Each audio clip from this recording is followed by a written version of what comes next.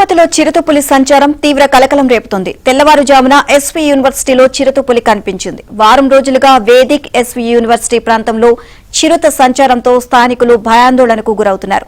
దీంతో రాత్రి 8 గంటల నుంచి ఉదయం 6 గంటల వరకు విద్యార్థులు బయట తిరగవద్దు అని హెచ్చరించారు. అటవీశాఖ అధికారులు చిరుతపులి పాదముద్రలను సేకరించారు.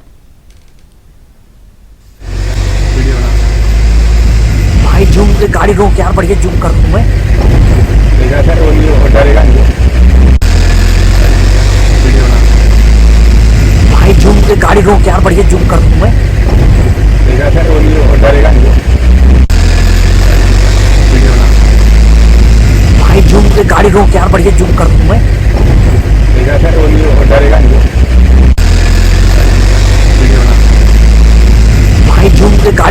बढ़िया जूम कर दूं मैं सर वो डरेगा नहीं తిరుపతిలో చిరుతపులి సంచారం తీవ్ర కలకలం రేపుతుంది. తెల్లవారుజామున ఎస్వీ యూనివర్సిటీలో చిరుతపులి కనిపించింది. వారం రోజులుగా వేదిక ఎస్వీ యూనివర్సిటీ ప్రాంతంలో చిరుత సంచారంతో స్థానికులు భయాందోళనకు గురవుతున్నారు. దీంతో రాత్రి 8 గంటల నుంచి ఉదయం 6 గంటల వరకు విద్యార్థులు బయట తిరగొద్దని హెచ్చరించారు. అటవీశాఖ అధికారులు చిరుతపులి పాదముద్రలను సేకరించారు. ఓవరాల్ గా ఇదే అంశానికి సంబంధించి మరిన్ని అప్డేట్స్ మా కరెస్పాండెంట్ దినేష్ నాయుడు తెలుసుకుందాం. దినేష్, నీలిమా మొత్తం మీద చిరుత విద్యార్థుల్ని పూర్తిగా భయభ్రాంతికి గురి చేస్తోంది.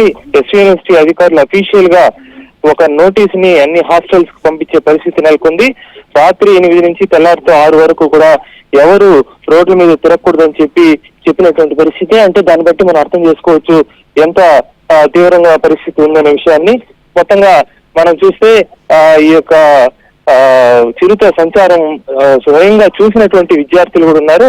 వారందరూ కూడా నిన్నటి రాత్రి భయభ్రాంతులకు గురై ఒక విద్యార్థి అయితే పడిపోవడం జరిగింది. ఆ చిరుతను చూసి పడిపోయిన విద్యార్థిని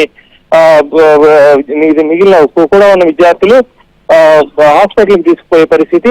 అంత భయభ్రాంతులకి గురయ్యేటువంటి సిచ్యువేషన్ అయితే మాత్రం యూనివర్సిటీలో క్రియేట్ అవుతుంది. వేదిక యూనివర్సిటీ కావచ్చు, ఎస్వీ యూనివర్సిటీ కావచ్చు, వెటర్నరీ అలాగే అగ్రికల్చర్ యూనివర్సిటీకి సంబంధించినటువంటి ప్రాంగణాల్లో చిరుత తిరగడంతో విద్యార్థులు భయభ్రాంతులకు గురవుతున్నారు. అటవీ శాఖ అధికారులు అయితే మాత్రం ఇంకా పూర్తి స్థాయి చర్యలు తీసుకోవట్లేదు. దాన్ని బోనులో బంధించి మరో చోటుకి తరలించాలని విద్యార్థులు గట్టిగా డిమాండ్ చేస్తున్నారు. నీలిమా. థాంక్యూ దినేష్.